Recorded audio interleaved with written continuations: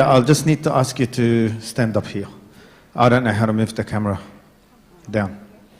The camera's only got this section now. Name of the Father, the Son, and the Holy Spirit, one God. Amen. I think this is working, yeah. So attendance list will be taken at the end. It is critical that everybody attends the whole session and that you don't leave halfway through. Partial attendance will deem you not attending, which means you will have to watch or redo the child protection course again, okay? It's important that all the content is covered, and we will take every single question. Every single question will be covered at the end, and you may have lots and lots of questions, and that's okay. Just write them down. There's paper circulating and pen circulating, and then you can write those questions down and we will address those questions. You are welcome to leave upon the completion of the presentation. You are, if you don't want to stay for the questions, that's fine. But we will answer all the questions. If there's an excessive amount of questions, we'll make sure they're answered in another session, but we will attend to all the questions. Okay?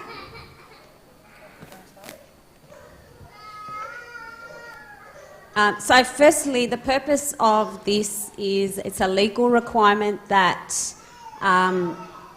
everybody is informed about how we can protect children, but it's not also about protecting children, it's also about how you can protect yourself from being put in a situation where you can be in a legal situation. It can happen to anyone, and you'd be surprised. So you have to protect yourself and protect the children you are serving. So it is part of our service, and it is now a nationwide legal obligation, okay? So the first thing we're looking at is, I've just put up a whole selection of people, and I want you to have a little guess at what percentage of the population do you think are predators. So there's a whole selection there of people, and there are some people in that are predators. Give us a percentage. What do you think? That do things that can impact children inappropriately, long-term, short-term. So we will cover that, but I'm just this is just like an introductory.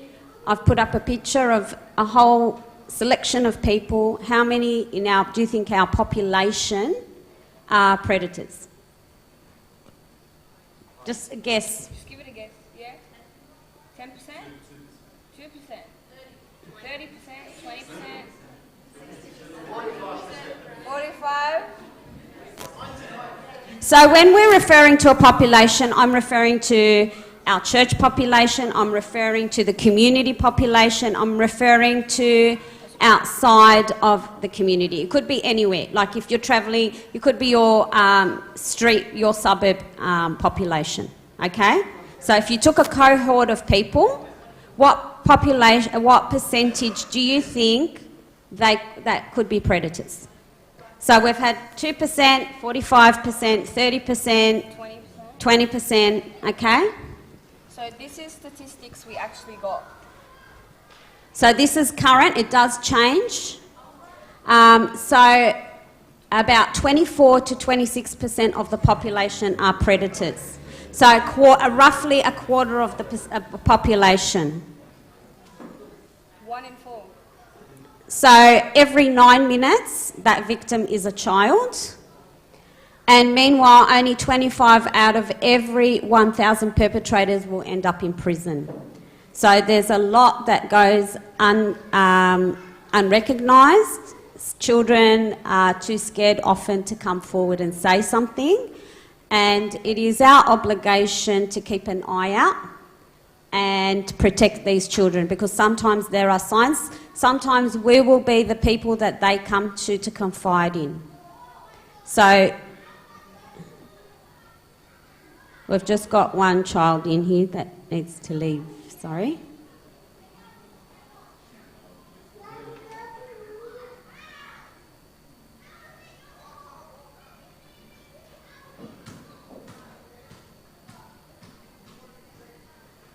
You can shut the door, please, Maria. Thank you. Okay, so we're just going to cover the definitions first so you're aware and clear of what the definitions are, and then we're going to try and fast track and go through the slides as quickly as possible, and then we'll leave the questions. Okay, so firstly, just defining abuse. It just means any form of bullying, whether it's physical or emotional, harm, harassment or stalking. An allegation is a claim or a complaint. Applicable child protection legislation is an act of parliament, and it's specific to working with children and what we can and can't do. As a congregation or member of the church, it details obligation with respect to the care and protection of children and young people.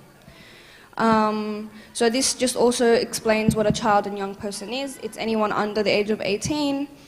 And the church is whenever we read the church, it refers to the Coptic Orthodox Church, the Diocese of Sydney and affiliated regions. And any disciplinary action will be taken against a worker of the church. Now, worker is not an employee. Worker means us as servants. So whenever you see worker, when we read, that's you. And the church is our church, and then you'll see employer or something along those lines, that would be the priests. Okay?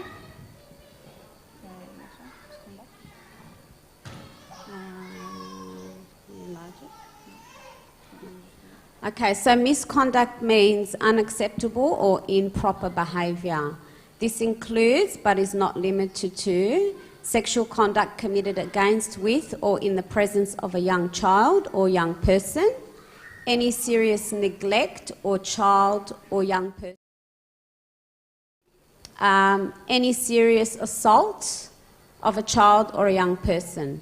So neglect means that the harm impacted the child or the person due to failure to provide them with basic physical and emotional necessities.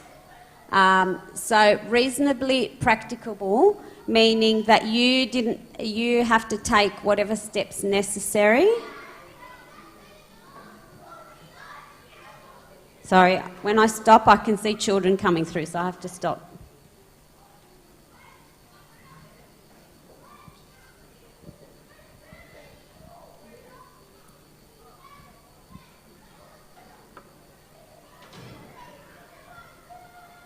So you need to take into account, and when it says reasonable, means you have taken whatever steps that you deem to be reasonable to protect the children or the child.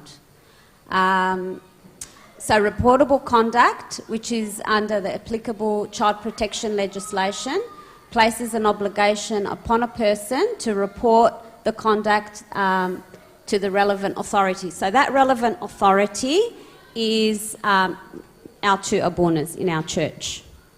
So if a child comes and confides in you, if you witness something that is not appropriate, it is your obligation as a servant to report it. You can't turn a blind eye, because when you turn a blind eye and something then gets reported down the track, you will also be liable. So it is your responsibility to take action, and that once you have reported something, the bodies responsible, which are the two abunas, they then make the decision what they're going to do with that information. It is all reported and recorded, because down the track, if there's any further investigation required, you may be required as a witness. So serious assault means acts which result in a child or young person being injured beyond a type of injury like a minor scratch, bruise or graze, has the potential to result in a serious injury or verbal abuse. So I know it's part of our culture to call people different names, just mucking around, but that can also be taken as verbal abuse. So you need to be conscious of the words you use as well around children. All right, next one, sexual misconduct. Means conduct that is sexual in nature, involving or in connection with a child or young person, and it includes indecent assault, sexual intercourse, attempted sexual intercourse, possession, grooming or procuring children or young persons. That could even be to the point of brushing a child's hair at camp. So you need to make sure you're in an open space where the child doesn't feel like you're in their space. That's not to say you can't brush their hair, but you need to be doing it in a visual where there are other people present. You can't be taking that child in a room and brushing their hair by themselves. We're just saying it's as simple as that. It might be an innocent act, but it can be taken like it's an inappropriate act. So to protect yourselves as servants, you need to make sure that anything you do, it might be helping the children getting dressed at camp. So these situations can arise at camp. It might be helping them in any other format, but just make sure there's either another servant, the door's open. If it's not appropriate for the door to be open, that there are other children also present when you're doing whatever you need to do to help another child. So questions, I've passed around a notepad. You take a piece of paper and a pen. We are more than happy to take questions, but if you write those questions down on the paper, and then we'll collect them at the end and answer all those questions. And if you could please write your name against those questions so that if we don't get around to answering them straight away, we will answer you personally.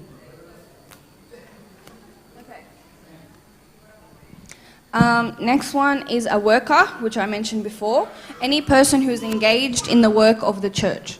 So that includes an employee, which would be the priests, contractor or subcontractor, anyone fixing or one of the work, like people who fix the air conditions, lights, whatever. As a volunteer, which is us as servants, we are all volunteers. Or a person undertaking practical training or education. Otherwise engaged to perform duties on behalf or the authority of the church. So that's something you need to remember, that we are under the authority of the church. So anything that you do is under the authority of the church. So any allegation, how you present yourself has to be abided by how our church, the act of it. So these are all regulations and legislations that the church has, and we have to abide by it as workers of the church. And working with children check, which we all should have, is in accordance to the applicable child protection legislation. So who needs a check? Child-related work, including anyone that is doing anything voluntary around children, providing services for children and young people under the age of 18, where work normally involves being face-to-face with children. So if you are in the canteen, and there are no children supporting, assisting, helping within the canteen, you are not required to do the working with children check. But if you are directly dealing with children in any format, you are required to have the working with children check. Where contact with children is more than incidental. So that means in the canteen it's incidental. They're coming to buy something and then they're leaving. But we're referring to more day-to-day or regular contact. Okay, so the working with children, this is a must to serve at the church. So we did go around getting everyone's working with children, and now we're taking it a further step where we verify. So the church now has an account with the government, and we have to verify that your working with children check is cleared for you to be able to work or serve in our church. And at this point, if you do not have a working with children check, you will not be allowed to serve. Not because of anything bad, but it's just abide by the laws of the country we live in. It's to ensure that the church is compliant by the laws in place for the protection of our children and the protection of ourselves as well. So this is a must for any interaction with children. So as Dovia said, servants at the mill, coffee cart or canteen, bookshop don't need a working with children check because their interaction is incidental. They come, buy something and leave. But if there is a child serving in those areas, everyone in there also has to have a working with children check. So if the parent is present or serving, then the child can serve. But it's under the parent's responsibility, no longer the church's responsibility. Other than that, a child is not allowed to serve in those areas unless their parent is there serving with them. And again, if the parent is there with them, it's the parent's responsibility. It's clear so that the church is not liable if anything does happen.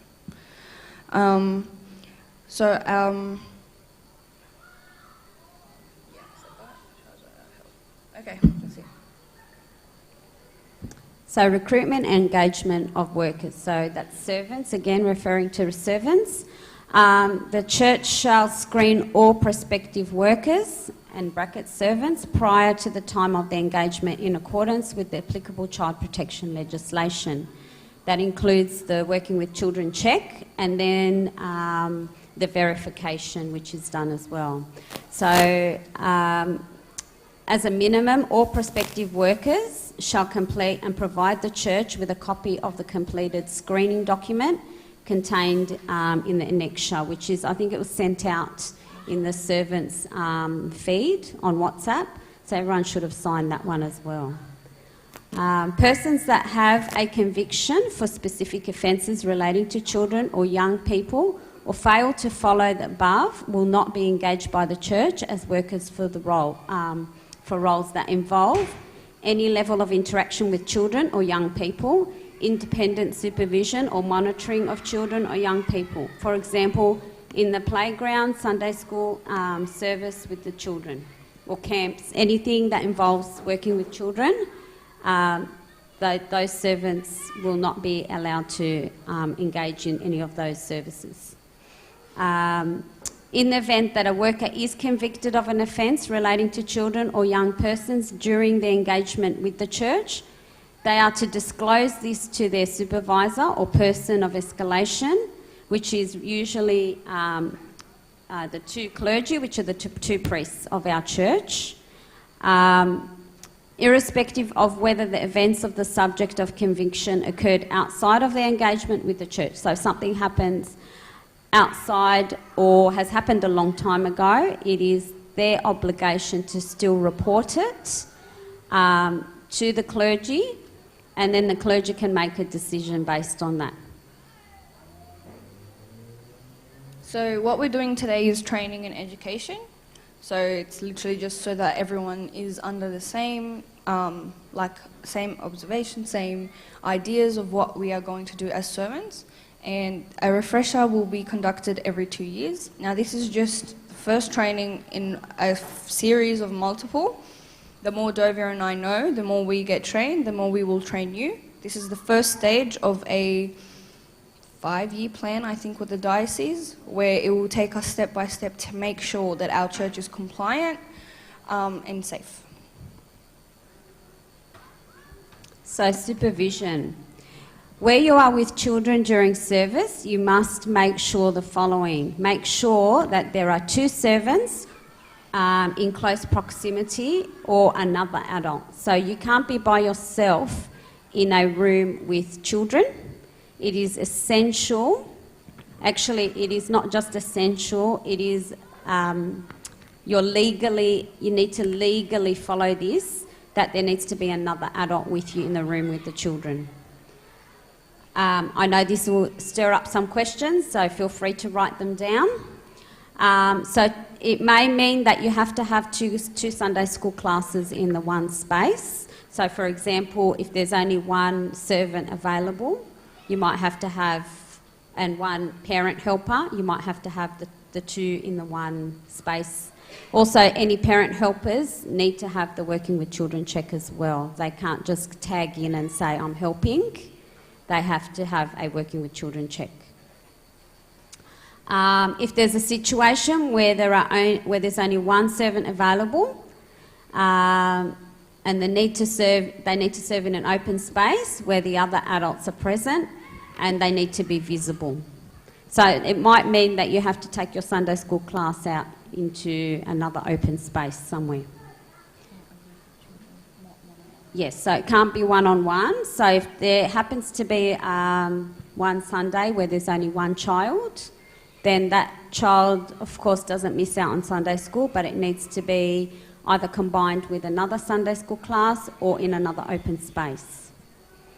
The relevant supervisor or the point of escalation in which you can raise any issues of concern with respect to the welfare of children or young people are the church priests, Father Joshua and Father Timothy. So they are always the first point of contact if there is any concerns or issues. Some of our principles in the code of conduct as workers of the church, servants of the church, is we need to model appropriate and professional behaviour, encourage and facilitate learning and education in accordance with the teachings of the church. So the very handsy joking, the very touchy, the boys play, all that, you need to be careful. You need to act professionally as a servant, because if something were to happen and the child says something, you need to make sure that you are safe. So make sure you're careful with that. Demonstrate integrity, honesty and accountability. Foster an environment that is inclusive, welcoming, supportive and safe. Be conscious of their position of your authority and relationship with children and young people. Again, I know that we want to be friends with our children, but we need to also keep in mind our position. They see us as servants. We need to make sure we keep that in mind whenever we come in contact with the kids.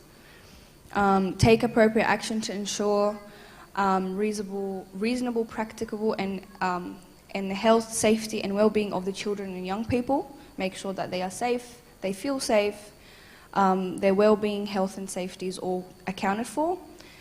Treat all children and young people with respect and dignity, befitting their age, taking care to control language, tone of voice and body language. And make sure that if you do report anything to the fathers, that it's confidential. You don't go and talk to a bunch of other people and spread it around. It's straight from you to the fathers and then the fathers deal with it. So code of behaviour. Do not engage or... I'm going to have to read it off there because it's so tiny.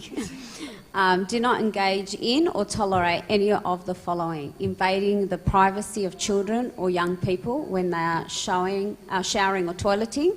So that would happen mainly through camps, also in the church toilets. Rough physical or sexually provocative games, even if it's just for fun. Making sexually suggestive comments about, to, or in the presence of young children or young person, even in, again, in the event that it's fun. Inappropriate or intrusive touching, scapegoating, ridicule or rejection of any children or young person.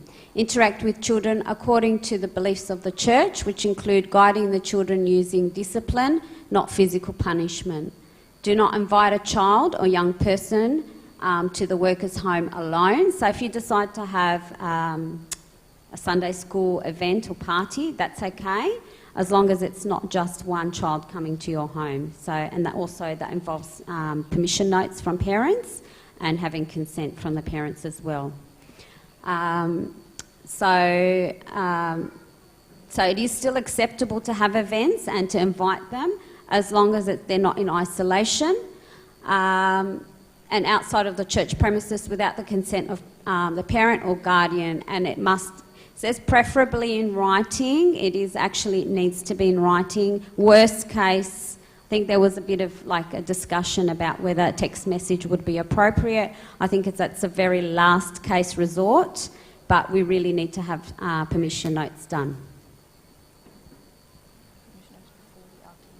Yes, permission notes before any event, any excursion, any social event. There we go.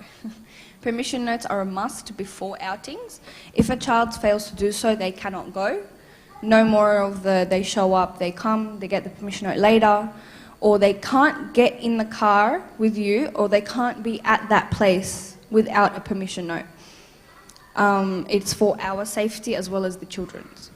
Always seek prior written permission from a parent or guardian to contact a child if the contact is necessary. So I know you guys have your group chats and contacting your children. Now something we are going to start, we're still going to fine-tooth it of how we're going to do it.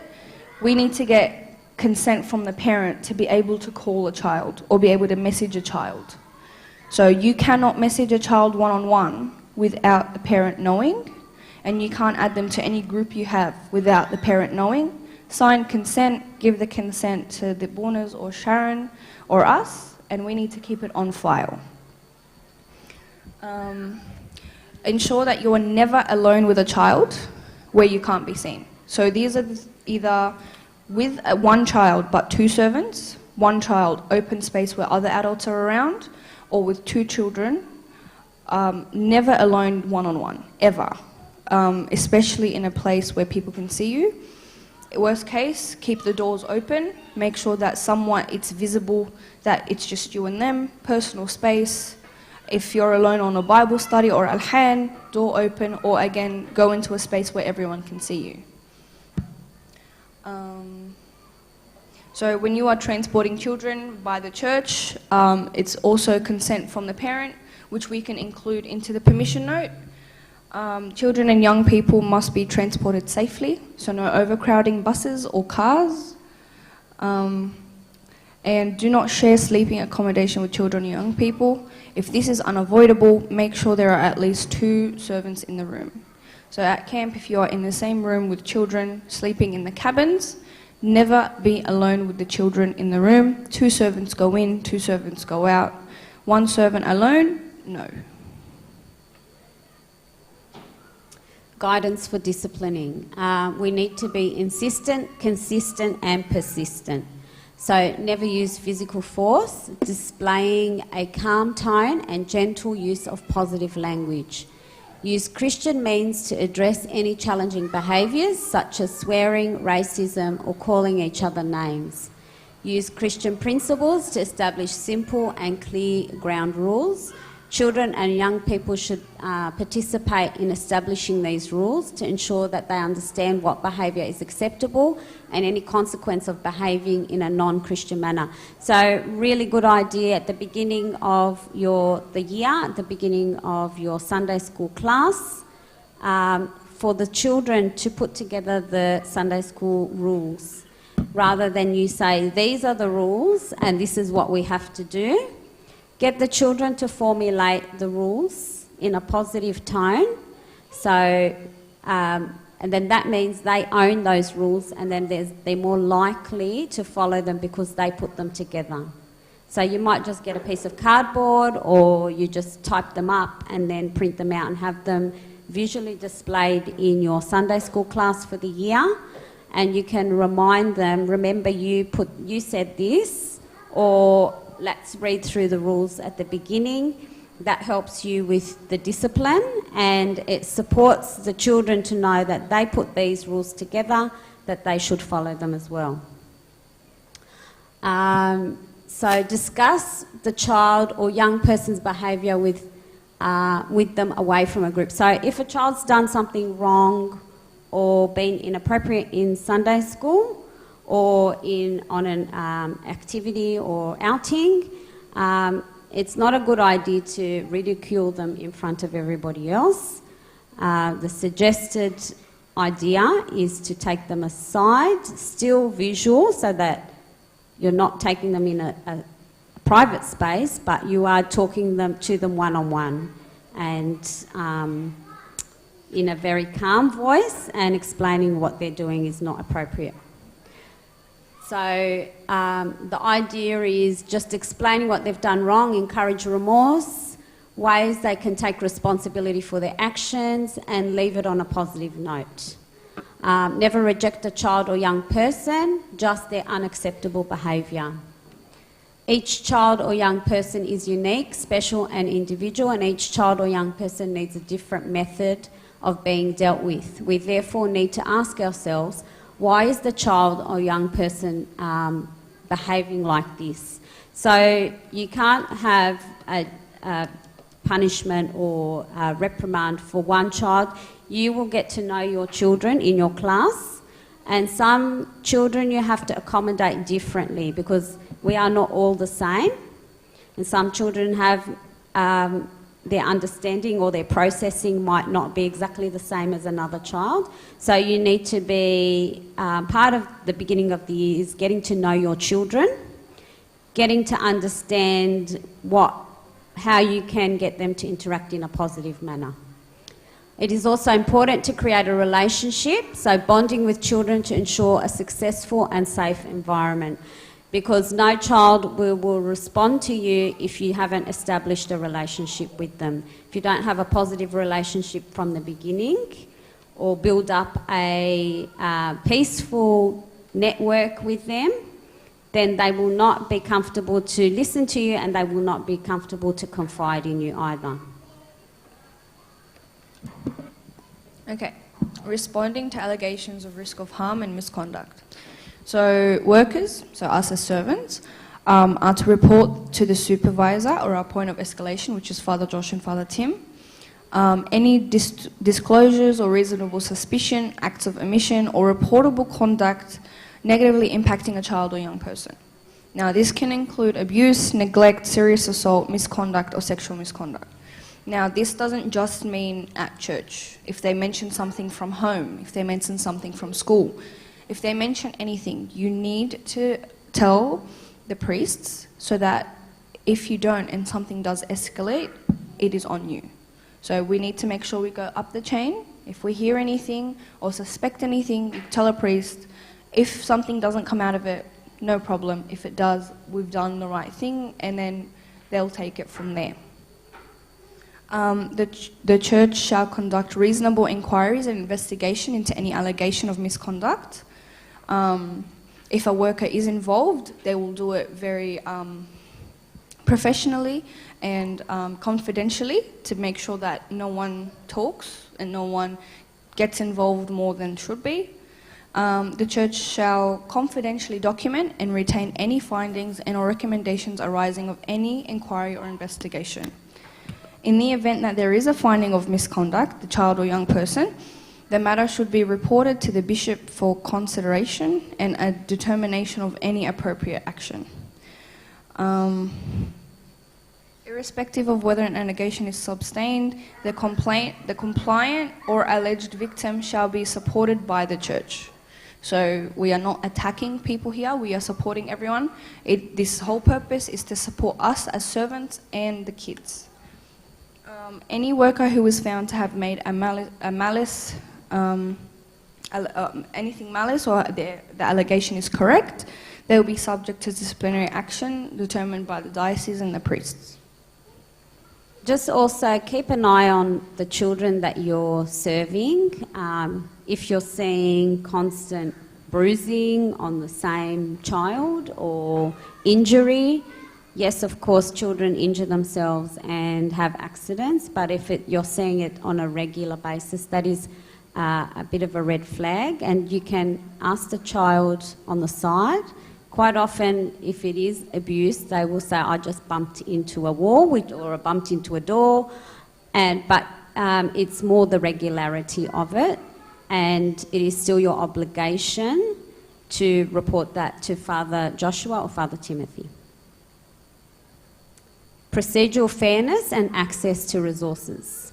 So any worker under investigation may be removed from their usual work environment or placed on alternate duties until the investigation is complete. It does not mean while investigation is taking place that you are guilty. It's just to remove you from that situation until all pieces are put together, and so all the information comes together as well. Because we do understand children do lie as well. We're not saying all children are perfect. So information and investigation has to take place thoroughly. The church shall endeavour to afford procedural fairness in any inquiries or investigation conducted into any alleged misconduct. The church may deny a person access to or limit their access to records kept or created by the church if they consider it may jeopardise an investigation or place a child or young person at risk.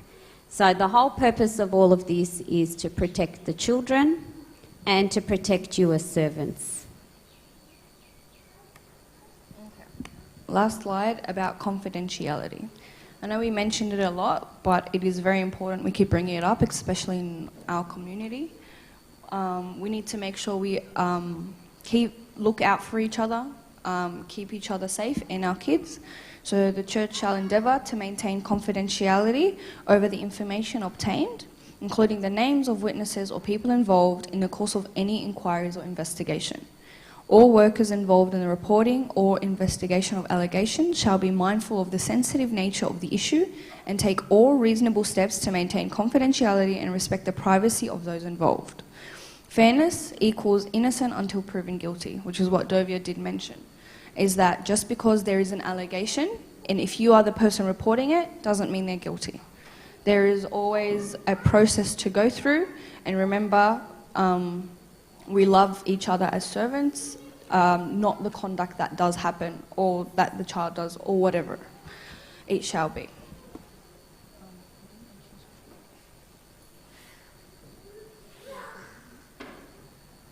Being in contact with the children also involves social media. It's not appropriate to be friends with your Sunday school servants on social media and posting stories, checking it out, all that.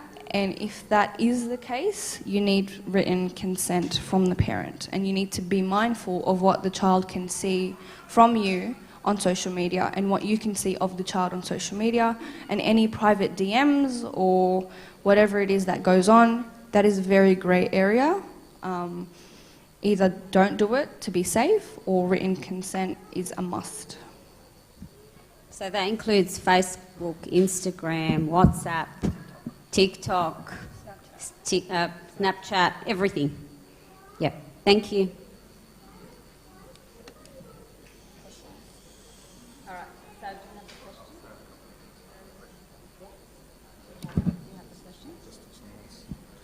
Okay, we can see that there's going to be some questions. So maybe before the questions, I just want to thank both Dovia and Anna Simon. They've done an amazing, mammoth job.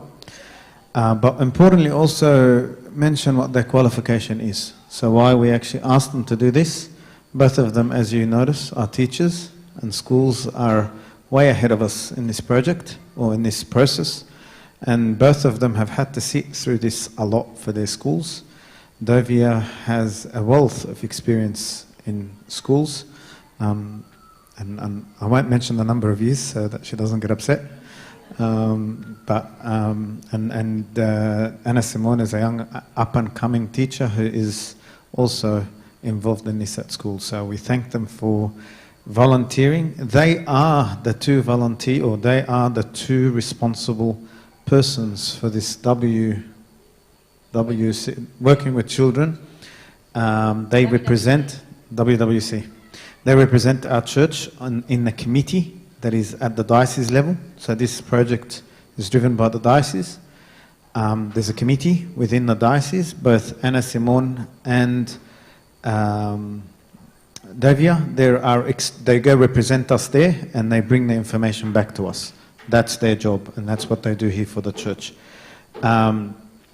As both of them mentioned, there will be a person who is a reference here, whose job will be also to look after, so what are they called? The officer, the WCC, the officer. So there will be an officer for the church. So we will announce who the officer is in the next few weeks. As we continue through this process, we will have to say who the officer is, because as you saw throughout the presentation, the escalation process is to the clergy. And before you guys ask, what if it's a problem with the clergy? God forbid. But if someone does put up a complaint for some reason or another, the complaints don't have to always be true. Okay, and this is why there has to be an escalation process. There is a way of investigating them. There is a way of going through them. That officer can be an escalation point that you go to if it's involving, God forbid, either me or Abuna. And you can also escalate it to both of them. If you don't also like that officer, both of them are sitting, both of them, I mean Dovia and Anna Simone, they are sitting on the committee and they can be an escalation point. Now something that Dovia was saying, or actually maybe Anna was saying early on, they kept on saying this is the law. This is mandatory, I think is the word that Dovia was looking for. It is the law. It is mandatory. But we're not doing this because it's the law. We're not doing this because it's mandatory. I think above all this, the most important treasure we have in this church is our children. And I know they tried to alarm us, but we should be alarmed. It is 1 in 4 people can be a predator. We want to protect our children. This is what we do, why we're doing this. I know some people find it really, really hard. Do we really have to fill out permission notes? Do we really have to, get consent from parents? Do we really, I know you're all good. And I know you're all very faithful servants. But we don't know who a perpetrator is until they actually commit an offense. And I don't want that risk. We don't need that risk. And this is why having a process, whether we like it or not, means that it's going to be very hard for someone to trick the system and to hide through the system and end up committing a crime against any of our children. This is to protect the children. This is not because it's law, not because we have to. Yes, I understand it's law, I understand we have to, but more important, we have to protect our children. They are our children. And there's nothing worse than having to see a young man or a young woman, and I have seen in our church, and I'm sure Abuna will see throughout his experience, some of our children that have been abused. It's happened, it's truth. Thank God none of them were abused in the church, but they have been abused. They have been exposed to abuse in the community and at work, at school. It happens. This is why this is important. And they suffer. And what I mean by suffer is, I know someone that is over the age of 35 who's still suffering from an incident that happened when he or she was 2 or 3 years old. Still in their memory. And they are raising their kids, and they are so petrified that what happened to them will happen to their kids. It is worse than killing someone when this happens. And this is why I really want you as servants to take this serious. I really need all permission notes, always, to be taken, to be on time, to make sure the parents are aware, to make sure that we're doing it not because it's law, not because Abuna or Dovia or Anna Simone or Abuna Timothy or Minerva or whoever's the head of Sunday school, Fadi or Sharon, not because they want it, but because by following the process, there will be nothing or no space for someone to trick the system and commit a crime against our children. Is that clear? Now there is always going to be some grey areas. We have a grey area that was mentioned about, for example, if the child, if Berbetwa, for example, decides to walk into the mill and help out John and Carol while they're serving in the mill. She's then under the responsibility of her parents. I call these grey areas. We have another issue where we've got a number of young kids, 17, who have their licenses. And we have this issue on a Friday night where they come on a Friday night and we finish the service and they want to get in cars and they want to take their friends and they want to go to McDonald's. Abuna, how are we going to get permission notes? Now, this is now the parents' responsibility. Once we finish the service, it's the parents' responsibility. They're responsible as to how their children come to church and how their children go home from church. If they're asking us as servants to take them home, then we need permission slips. Now, if you as parents are unhappy because one of your children got into another one of their friends' cars and decided to go somewhere on Friday night, that's your work to discipline your children. It's not my work. Don't come complaining to me, saying to me, Abuna, you didn't follow. You have a role to play as parents, and that role is discipline. And believe you and me, this year, we've got a lot of speakers. I've asked someone to resurrect the parent meetings, and a lot of the parent meetings, I want them to be about discipline, because we have a parent discipline problem in this church. Parents, you must be able to discipline your children. I want you to be good friends with your children. I want your children to love you. Believe me, they're never going to love you less if you discipline them. But you must be able to discipline them. Because if you can't discipline them at a young age, good luck to you when they are over the age of 15. Don't come and complain and say, Abuna, come and find our children. You didn't discipline, you will pay the price when they grow up. They live with you at home. We see them for one day, maybe 2 a week. I hope that gives you a bit of a background as to why we're doing this and why this is so important and why we need to keep following it, and we'll keep improving, we'll keep learning. A lot of the procedures that were done, the diocese is working on improving them and